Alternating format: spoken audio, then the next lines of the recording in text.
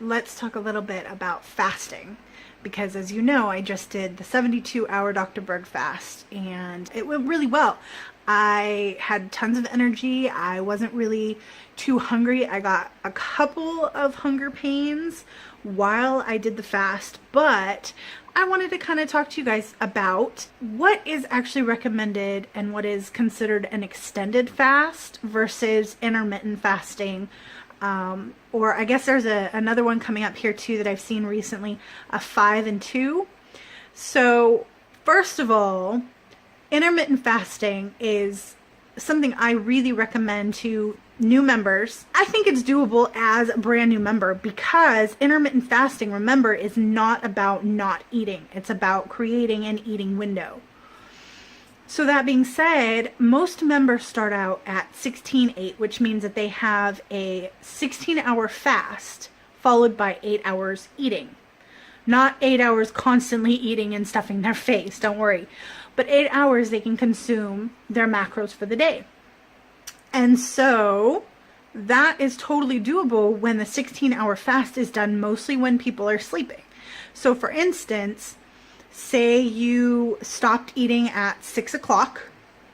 So you're choosing, it's not starvation, it's choosing when to stop eating. So say you stopped at 6 o'clock.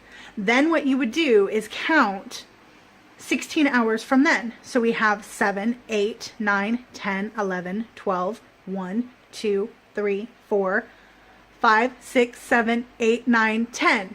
So you would have your next meal at 10 o'clock the next morning. Simple, right? So that's not too hard to do. You finish your dinner, do whatever during the night, you go to bed at a decent hour, you get up, have your breakfast about 10 o'clock. I recommend it. Some people don't recommend intermittent fasting until you're fat adapted, simply because it does help being fat adapted as you can go from meal to meal a little bit easier, as you won't be having as many cravings and you'll be fuller longer. The longer you're in ketosis, the longer you're on keto. So that's really the intermittent fasting. Now the 5-2 that's been coming around is 5 days on regular keto and then 2 days of fasting. Again, it's doable, but that one I am personally going to recommend that people do. If you're looking into it, make sure that you're fat adapted, because going 2 straight days without eating is kind of hard, even for those of us who have been on keto for almost a year. So now the next thing, since I just did the 72-hour fast, a lot of people question whether or not that's overdoing it. And the simple and quick answer is no, it's not. 3 days is what is still considered a short fast.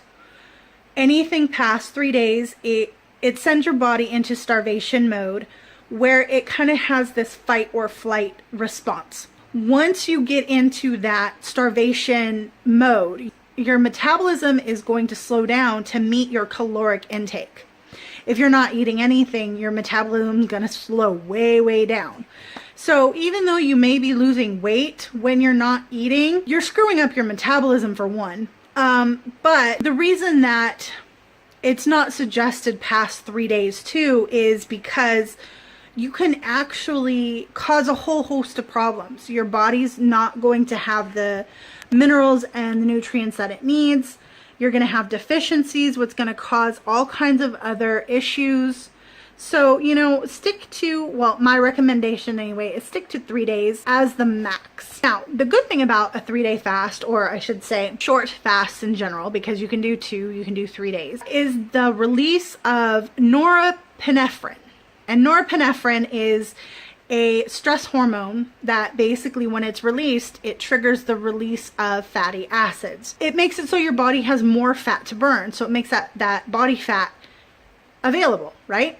So the other one too is human growth hormone.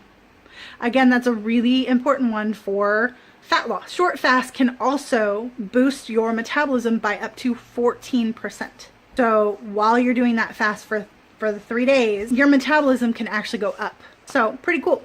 I just wanted to share that bit of information with you, because a lot of people get confused about what is good and what is not. Basically, when you do a longer fast, your body goes into what's called adaptive thermogenesis, which is when your body drops your metabolism in kind of a natural way to conserve energy as a way to defense against that starvation. Please make sure that if you're considering doing a fast, you do your research and you check out, the different things that you're going to be entailed to do. Some of them call for, just water. Other ones call for juice. Other ones call for, only certain things. So make sure you check it out before you start doing a fast, whether it's short, intermittent, or long and extended. Thanks so much for watching.